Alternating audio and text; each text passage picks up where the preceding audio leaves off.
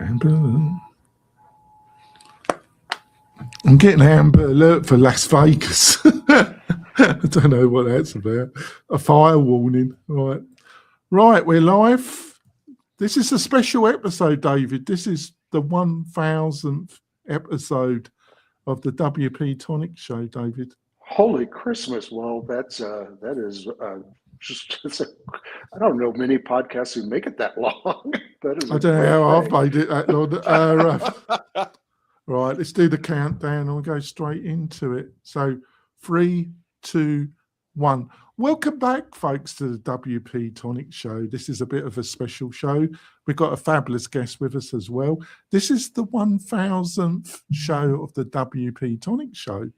That didn't exactly rhyme, but that's the truth. I made it to the 1000th show.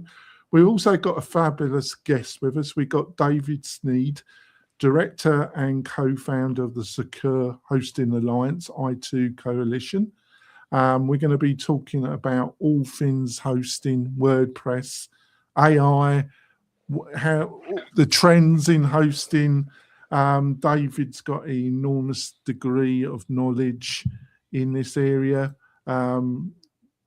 about the major hosting companies, how they see WordPress. Should be a fab show. So, David, can you give us a quick 10, 15-second intro? And then when we go back into the main part of the show, we'll delve into your background in a little bit more detail. Sure. So I'm the director of the Secure Hosting Alliance, and it's a working group of the Internet Infrastructure Coalition, or I2 Coalition, that I co-founded about 13, 14 years ago with Christian Dawson. And the I2 Coalition is a trade association for internet infrastructure providers. So that's folks like hosting companies, cloud providers, VPN providers, domain registries and registrars, folks like that. That's fabulous. And I've got my great co-host with me, Kurt. Kurt, would you like to quickly introduce yourself to the new listeners and viewers? I feel a lot less exciting now, David. I just run an agency. I run Mañana No Mas and work directly with the great folks over at WP-Tonic. That's fantastic. Like I say, it should be a great discussion. But before we go into the meat and potatoes, I've got a message from one of our fab major sponsors. We will be back in a few moments, folks. 3, 2, 1. We're coming back, folks. I also want to point out we've got some great special deals from the sponsors of the show. Plus, we got a created list of the best WordPress plugins that WP-Tonic uses and gives the thumbs up to, plus a load of other free resources for the freelancer, the small agency owner. Where can you go to get these special deals and all the other free resources? Go over to wp-tonic.com/deals, wp-tonic.com/deals. And also tell the sponsors that you appreciate them supporting the show, because that is fantastic. That's how I can keep the show going.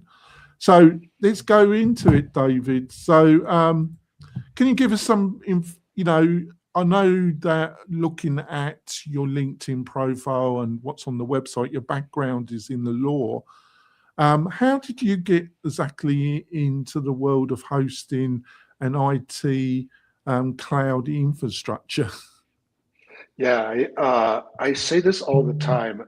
I can't believe I have been doing this as long as I have. So I started working in hosting because went in-house and worked for a telecommunications company that had a very cool internet company as a subsidiary, and it was a hosting company. And at that time, during the dot-com bubble, I thought that was the coolest thing. That was like the best thing I could do next to getting an in-house job at AOL or something like that. That was super cool at the time. So that's how I started. I've been working in hosting now since 1999. Which is quite a long time to be working in any one industry. And, the thing I really love about the hosting industry is it's kind of always reinventing itself. And so there's this continual waves of consolidation and then rebirth. I always say that every time one of my clients gets consolidated into a larger host, I get a call from two guys and a server in their grandma's basement. It's just the most interesting thing. And so I worked in private practice for about 14 years after I went in-house. And then most recently, I was general counsel for WebPros. And WebPros is a large company in the internet infrastructure space that's best known for making cPanel and Plesk, the two largest control panels in the industry. Left them to start the Secure Hosting Alliance. The Secure Hosting Alliance is a working group of the I2 Coalition that does really two things. One, it serves as a community for the hosting industry, and then the second is we have a trust seal for ethical hosts. All right, that's fantastic. Over to you, Kurt. Well, I just kind of chuckled because in David's answer, he said everything's constantly changing. And I think this last couple of years has just been crazy, especially in the hosting space. What do you think are, obviously we think about AI and we think about different things that people are trying to do with their hosting and their packages, but what do you think are some of the biggest trends that you're seeing in hosting, David? Yeah, so things have actually changed when I initially think of that question. So right now I think I see about maybe 4 or 5 different things. So the first is something that is always constant in the hosting industry, and it's continued price pressure. I also see some issues with customer acquisition and the changes in how hosts can acquire customers. Like, everyone else who goes on a podcast, I see AI as an issue. Right now, there are also some very, very aggressive consolidators out there who are they're mostly in Europe, and they're buying small to medium-sized hosts or investing in them. And then I see more now than ever. The fifth thing is issues related to regulation and regulatory pressures. That's kind of what I see both from the members of the Secure Hosting Alliance and my friends that I talk to on a daily basis. If I could kind of just push a little bit on that answer, you had mentioned constant pressure on pricing was like one of the first things you had said. Right. I'm really in two minds here because I know that everyone's like, people love that whole, host your site for $295 a month, right? Like that's just, let's just make, you could host your website for $295 a month. But then there's, realistic hosting, right? If you're going to have a dynamic property somewhere, you're probably looking at least $35, $55, $60, $80 a month, depending on what kind of maintenance or whatever comes within that package.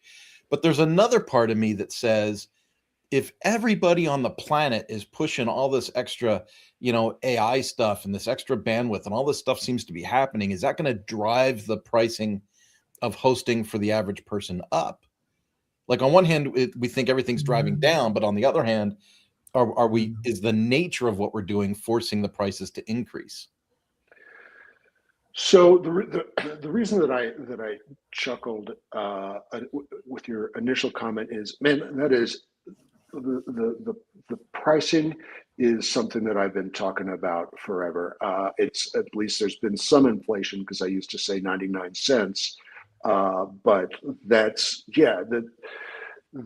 honestly something that the Secure Hosting Alliance talks about a lot, is how we can level up the professionalism in the hosting industry, because someone who's providing $299 basic hosting isn't providing you a professional host.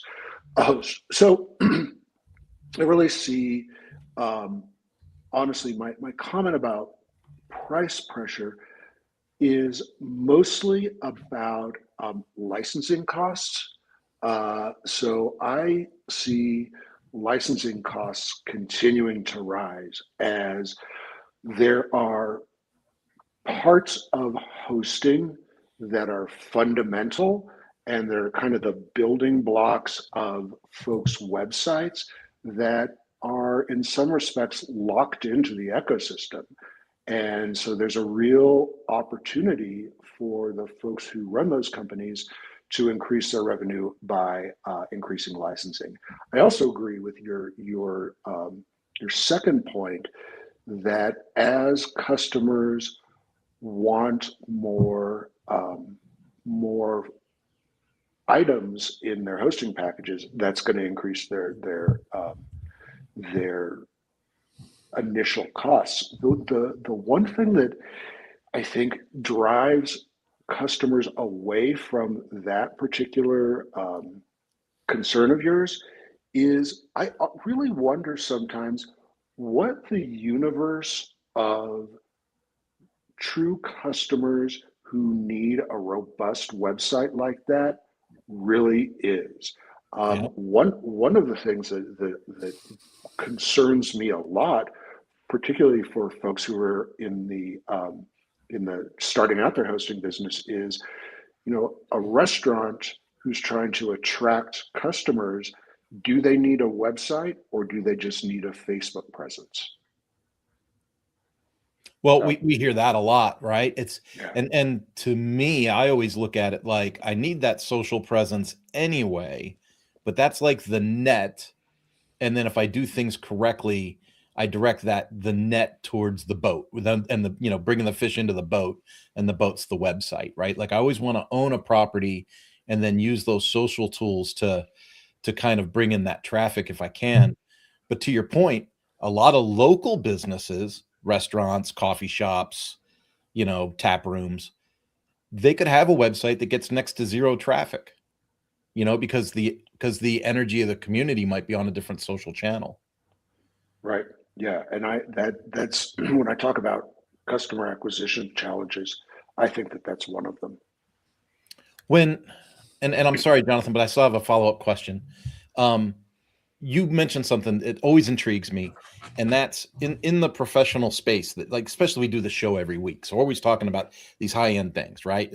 Membership sites and e-learning sites and all these things. But to your point, in the grand scheme, most websites are very, very simple, right? And so when we hear like WordPress has 43% of the internet, I think part of us needs to take stock of that and go, well, there's a lot of abandoned blogs out there, and there's a lot of things that are still taking up those addresses. Well, it really depends on what sector you're talking about, Kurt, doesn't it? If you're talking about the small town, small city, a lot of service trade type customers' websites, I would say that website's still pretty important because of Google, because of, if you're just relying on recommendations from your local community, and you're happy with that level of work, a website is not going to be very important to you. But if you want to expand your business, appearing when somebody does a local search on their phone, on a mobile device, you want to be there. Yeah. And one of the clearest draws that Google takes is, have you filled in your Google local business profile? Have you got a decent website? Are you giving indications that you're a real business in that area? Do you have a physical location? There's loads of factors, but then you go on to the bigger scale. So I don't know if David agrees with this. It's very diverse, isn't it, David? Yeah. So you are, you just by happenstance, you happened to talk about an issue that is one of my soapbox issues in the community where I live. It has nothing to do with my profession or why I'm on here, but it is local businesses need a website. I can't tell you the number of times in my community that I try and find a business. I find a recommendation for a business that I want to patronize, and I go to whatever they consider to be their website, and the hours are wrong. There's 90% of the time there's not even an address. Yeah, I want to know the hours they're open and their damn physical address. Yeah, and the amount of websites you go to, and you notice this when you're traveling, and they don't, like, when they do have a website, they don't have the hours on the home page, and they don't have the physical address on the home page, do they, David? Yeah, exactly. And I live in a tourist town, and that's necessary. That this question, after I get off this podcast, I'm gonna have to go take a blood pressure pill, because this has just increased my. It's something that I am just very, very passionate about. Yeah, but the other thing that that we've been talking about is something that has always been interesting to me when I talk to web hosting companies, and I kind of call it the golden unicorn theory of hosting. And it's that you're going to start out with 2 servers in your grandma's basement, hosting restaurants and dry cleaners and folks like that. And somehow these local businesses are going to grow into larger entities that are going to need more robust hosting. I have yet to see that work out. What I do see work out for hosts is they start with that, and then they move more to the enterprise level, and their services attract the larger customers who are already there. I think it's rare that you start off with a restaurant as a customer, and all of a sudden it becomes, a giant franchisor that needs diverse hosting. Yeah, so let's move the conversation on a little bit. So basically, in the agency, in the WordPress space, there's been, you have some very large players like GoDaddy, Bluehost, and then over the last 10 years, you've had new players not using cPanel, doing what they call managed hosting. You've had people like WP Engine. James is, I wouldn't say he's a close friend, but he would take my phone call, the founder of WP Engine. You've had people like Kinster, who sponsors this podcast. You've had a number. You've got the hosting providers that Automatic are behind. And then you got like more traditional hosting. So what exactly hosting is, I don't even know what the word managed hosting means anymore. At WP-Tonic, we've got a very learned through hard experience what is managed hosting. But now you've got AI added to this witch's brew, as I see it. I know one of the areas that all hosting providers are looking is the cost of onboarding, on the cost of actually getting a customer, and then the cost of churn, finding that customer really aspirations or what they thought they were going to get for a certain price point. And they're looking at AI to have a more custom onboarding experience. Do you think I'm on the right track, that a lot of these hosting providers, they're looking at AI to kind of have a more custom experience, and also reduce the tremendous churn rate that they have as well?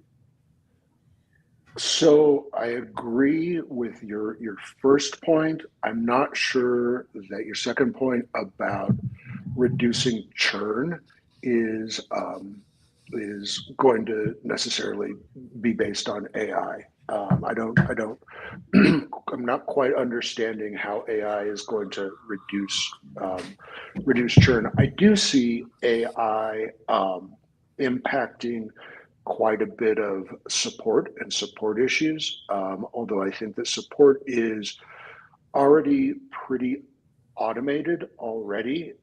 It's just going to change how that works. But that also provides an opportunity for small hosts, because small hosts particularly win on support. And I don't think that AI is going to change that. It's going to change how they provide support, but they win on support. It will change things as hosts try to grow and their margin pressures, but I don't think that that's very new. Well, I think with the churn question, and I don't know if Kirk agrees with this, you can have somebody looking to have a membership website or a community website, or they might be looking to set up e-commerce. They're going to need, if you go to any large hosting provider, the amount of different offers they've got. I'm not going to point the finger at any particular, but I think this affects all the major hosting providers. The amount of different plans and different levels, and if you're somebody, you probably would say, well, the customer then needs to ring up, but a lot of them don't even have a phone number or any way to directly communicate with them. So I think it's becoming more and more confusing, and that's why I think they're probably looking at AI to kind of guide the customer to the right package. Is that making sense, David? Sure, that makes more sense, and I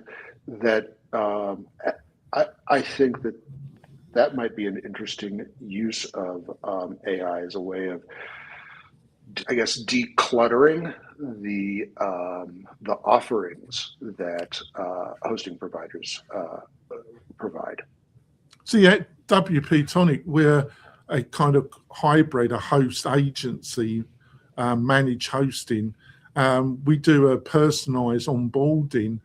On the website, it says membership community. We're very focused on a particular, and Kirk helps me with this and some of the other members of the team.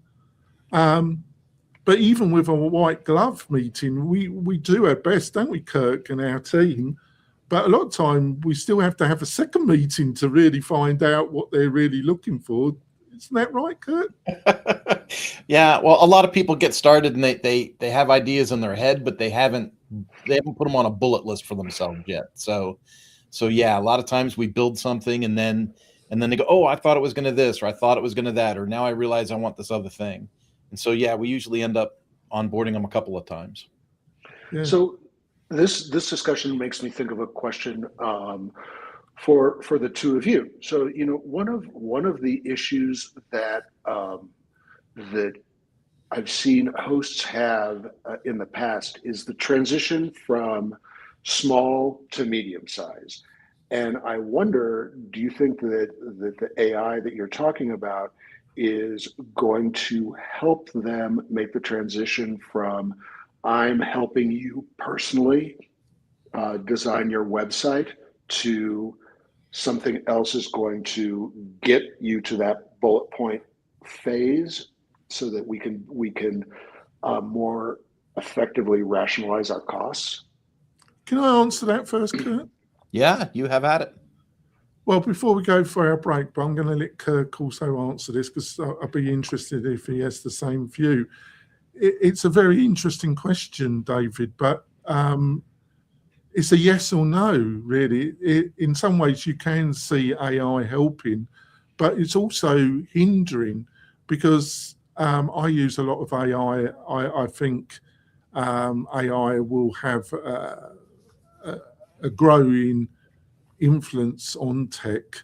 But on the other hand, the way it is presented at the present moment, especially in the development of websites, is truly horrendous, David, because we provide a number of customized starter websites. A lot of hosting providers do. There's a number of the big providers that are offering, and there's a number of the WordPress page builders. We offer one of the leading ones where you can put in a description of your website and it will build it for you. And they do, the one we use and a couple of the others in the WordPress space do a reasonably good job, David. But they do a good job of getting you started, but that's just a start. To get a website that actually achieves anything, achieves any business goals or achieves anything of needing sweat equity to be put in it, has become more and more difficult. So you've got these contradictory messages that you can just knock up a website and it's going to be really easy, and the demands what Google's looking for, the demands of OpenAI or Perpetually of the large language learning models, when they look at a website, what they're looking for, it's become absolutely bonkers in a way.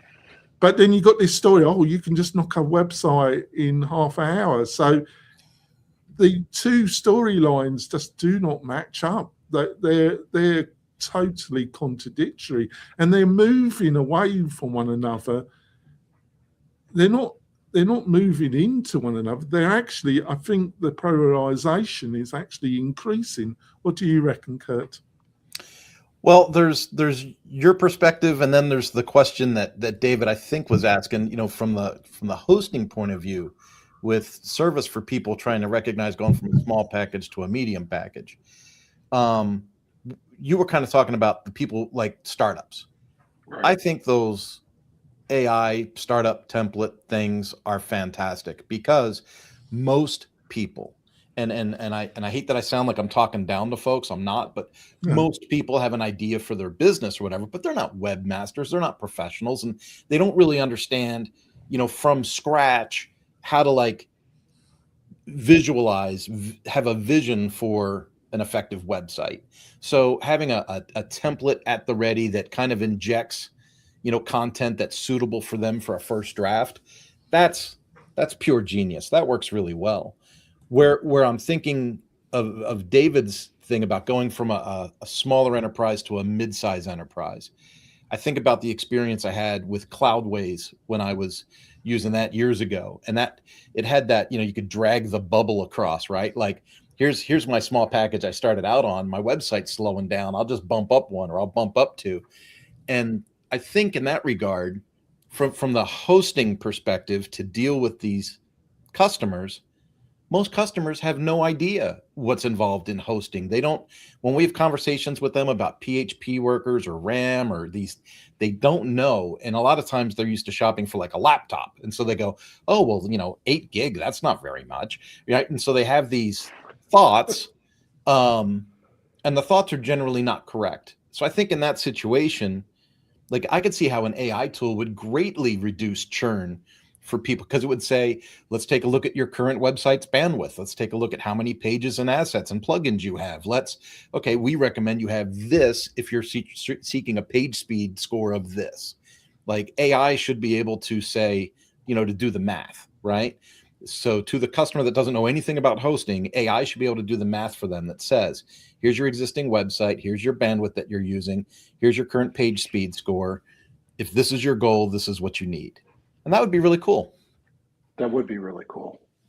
Yeah, I can see that. I can see that a lot of the hosting providers, because like I said before, and I don't think I'm wrong, is that if you go to a lot of the leading hosting providers, the amount of different offerings they've got is mind-numbing. And the different choices you've got, they do the best that they can. If you go to WP Engine, or you go to Kinster, or you go to any of the major reputable hosting providers, the amount of choices, and obviously they are to some extent aimed at the agency, the freelancer agency owner, but they also got a lot of owners, DIY people going to those websites as well.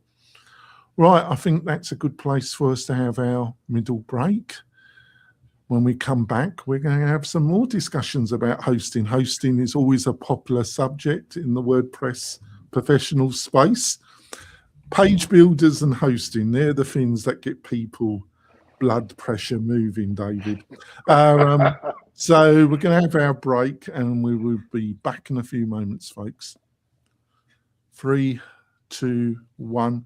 We're coming back. We've had a fantastic discussion with David about hosting. Before we go into the second half of the show, if you're looking for a great hosting partner and a lot more, your tech partner as well, and you've got a large membership community focused project, why don't you look at hosting with WP-Tonic? We've got some of the best affiliate packages in the industry, but we also are your tech partner, not only your hosting partner, we can become your tech partner. So if that's something interesting, why don't you go over to WP-Tonic, wp-tonic.com/partners, wp-tonic.com/partners. Let's build something special together. So on we go. So I kind of went on the rant at the end of the first half, but it's my 1000th show. So, but how do you see AI affecting the hosting industry in the next 12 months, 18 months at the most, David? What are your own thoughts? So as I said before the break, I think that it's going to change the way that support is provided. It's going to change things from support as hosts try to grow and there's margin pressure. But for smaller hosts, I often wonder, if you are including AI for support, are you going to be able to implement AI for support better than, say, GoDaddy or Wix or Squarespace? You're probably not. But I really liked the point that Kurt made about how AI might be used as a way of helping educate customers about what they actually need. This podcast, you've triggered like 2 of my soapbox issues. And the second one is that everybody thinks that their own job involves a lot of specialized knowledge, and that everybody else's job is just common sense, right? And I think folks approach hosting that way as well, right? Like, I've gone to a website, therefore I know how to run a website, and it's super complicated. It's, as somebody who has to explain to regulators how the internet works, talking to them about hosting, they always say to me, I just thought it was kind of deciding what colors to make the website and putting in an email responder. And I really like this idea that you can say to somebody who just has a basic website, okay, you're starting to get a lot more traffic. You probably need to do X, Y, and Z. And having that automated would be something that I think customers would really like. Yeah. Over to you, Kurt, for the next question. Yeah, it's I guess it's more like same but different. We're still talking about hosting, but where do you, and we see this obviously because we primarily work with WordPress, but where do you see this relationship that hosts have with WordPress? Do you think they're continuing to get more and more intertwined, or do you think they're getting more segmented? Or heaven forbid you actually want to comment on what they actually might think about WordPress, off the record, kind of on the record. I think that this is on the record, so.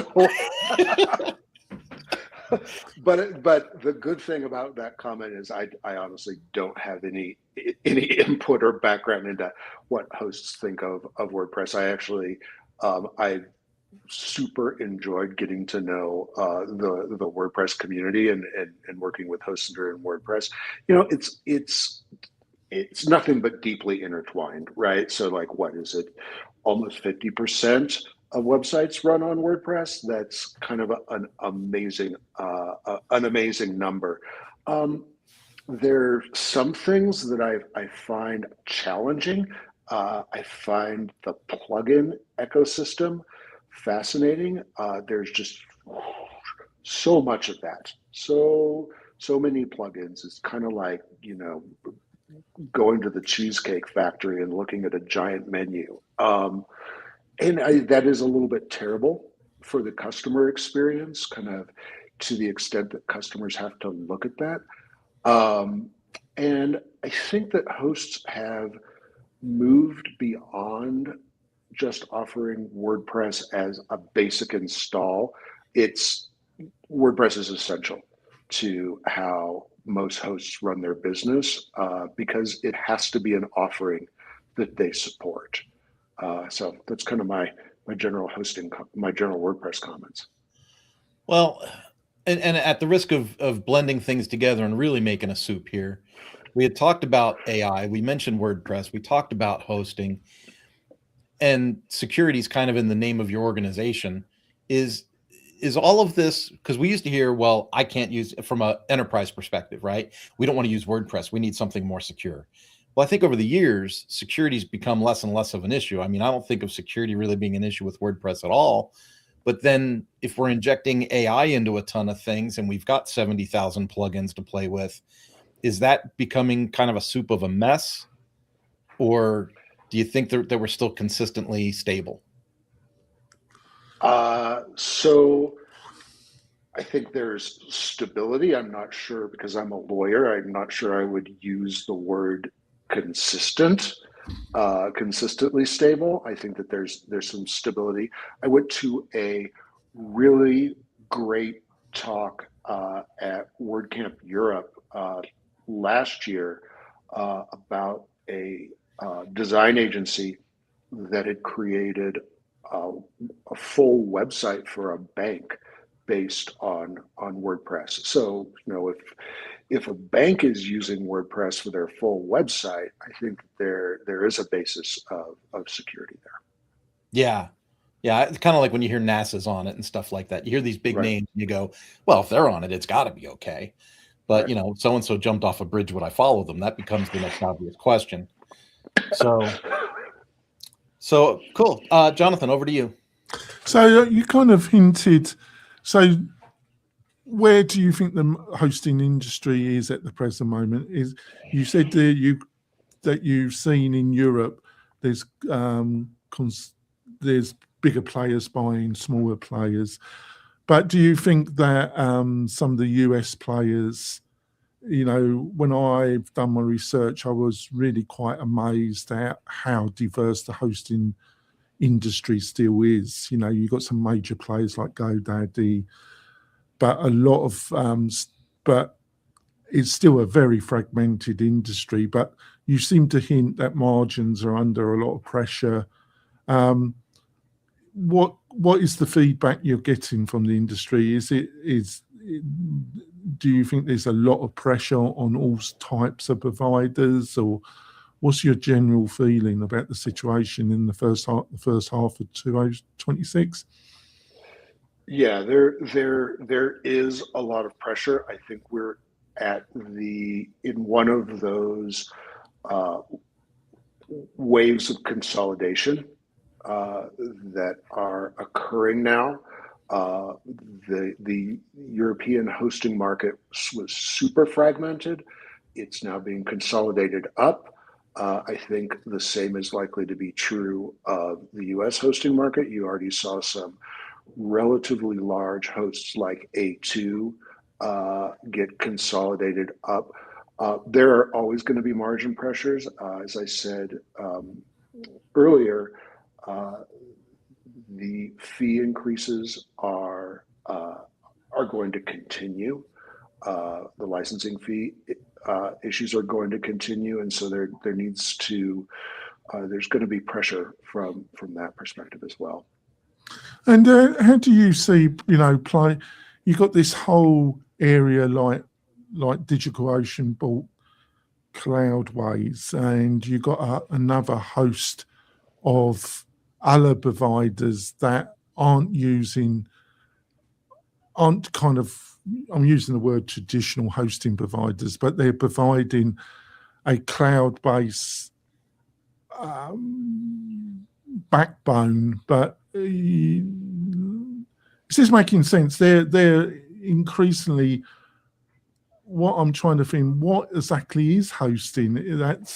I think there's a lot of people offering very different, depending if they're offering it to the freelancer, to the agency, or to the end user. There's what precisely they are offering. Is that making any sense, David? Yeah, so it makes a lot of sense, and I think that is one of the ways that going back to my very early analogy that the guys with 2 servers in their grandma's basement can compete, right? Are you providing hosting to the restaurants down the street, or are you embracing, there's this whole movement right now of sovereign hosting, right? Folks are starting again to want to have their data in their local jurisdiction. Is that going to be a way for you to differentiate yourself? Folks have problems with the very large hyperscalers. Can you use that as a way of providing a differentiated product that is something other than adding a site builder to your product? Yeah, I think you've touched something on there. That's because I know a lot of companies, it's not that, hosting is part of it, but the whole movement of putting everything on the cloud. It was supposed to reduce costs and that, but when they look at their Azure bill and they can't make head or tail of it, you got these other cloud providers, haven't you? Hyper providers. So it's a very interesting time, isn't it? Over to you, Kurt. Over to you for the next question, Kurt. Well, I think where we'd want to go now, David, is like in your space, and this is interesting for our listeners and viewers. Who are some people that like you look up to in the technology space that you can think of that are worth a follow, subscribe to, or a share, right? Like who are some folks that we can kind of look to for some extra information in the tech arena? That is a very loaded, on the record question, right? Who are your David? Who are your friends in the hosting industry? No, we're not saying you're asking for friends. We're asking you: are there a couple of people that you think, observing them, they have impressed with their effectiveness? So I tend to look more from the hosting space at the folks who are working for the hosting companies. So things that I would look at if I were trying to find some new information that I couldn't get from reading hosting blogs or hosting newsletter is look at the folks who provide human support and technical support. One of my foundational experiences when I was working at cPanel was sitting with a support tech for 2 days while he provided one-on-one support and seeing what they do, looking into support blogs, how support is provided. That's going to be, I think, transformational for some businesses. The same thing would be for folks who are providing support to your abuse desk. I think that is something that a lot of companies don't pay attention to, and it can really profoundly affect your business. All right, David, I'm going to have a follow-up question because that was very tactful, David. But so I'm going to throw you this one, and you can take. I don't expect any insights.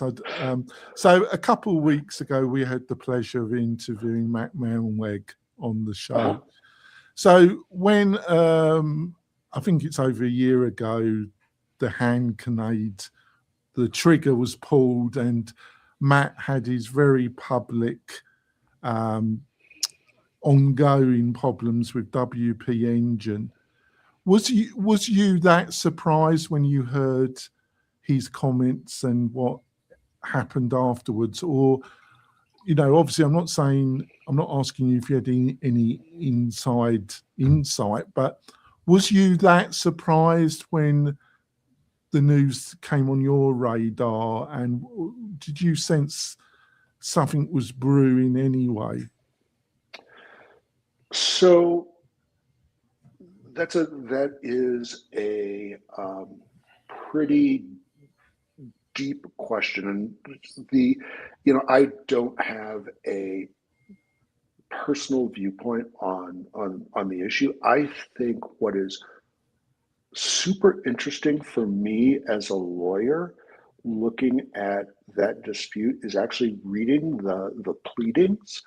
I would suggest for anyone who's interested in kind of how the WordPress community works and how it is structured, looking at the back and forth is very instructional. And I think that actually answers your question, right? Was it brewing? What were the issues? And I honestly, you asked me kind of who I would recommend that folks follow. There are a couple of bloggers who are really great at dissecting what's in the pleadings and extrapolating how they can be impactful in the WordPress community. Okay, over to you, Kurt. Well, David, the good news is for you, we're going to get close to the end here. The last question is, if you could go back to the beginning of your career, if you had a time machine, you went back in time, what advice would you give yourself just getting started? So we're asking a lot of questions that should be off the record. So, Lordy, here's what I would say to myself. Let's say back in my initial young associate days at a law firm and kind of getting involved in tech. Honestly, it is for folks in the tech community to just be their weird selves. And what I mean by be your weird self, it's not that you I don't know, like to drive fast or something like that, but it's totally based on my experience probably 10 years ago starting to work at cPanel, and I called cPanel very friendly. I called it the island of misfit toys. Because there were just so many people who did not care what anybody thought of them, that they were D&D players, and they would talk at meetings about their latest campaign. From an HR perspective, it was just a nightmare. But from a kind of creating a unique opportunity to be creative, so much more creative than when I was an associate at a law firm and we all had to put on like our suit jackets when we walked outside our office. There was no creativity in that. And being your weird self facilitates that creativity, and it leads to companies that are doing something different.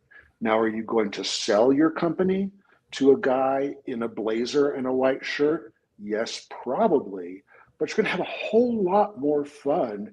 Like I know I'm getting a little bit overexcited about this, but like sitting at a table where somebody's talking to me about their D&D campaign, super interesting, even though I could care less about D&D, but it's super interesting. And those are the kind of companies that I think create more value for themselves, for their customers, and for the founders.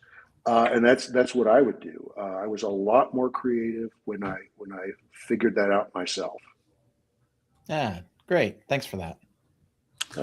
Right then, I think it's time to wrap up the show. So, David, what's the best way for people to find out more about you and what you're up to? Sure. So you can go to hostingsecurity.net. That's the Secure Hosting Alliance's direct website. There's also the I2 Coalition. It's i2coalition.com.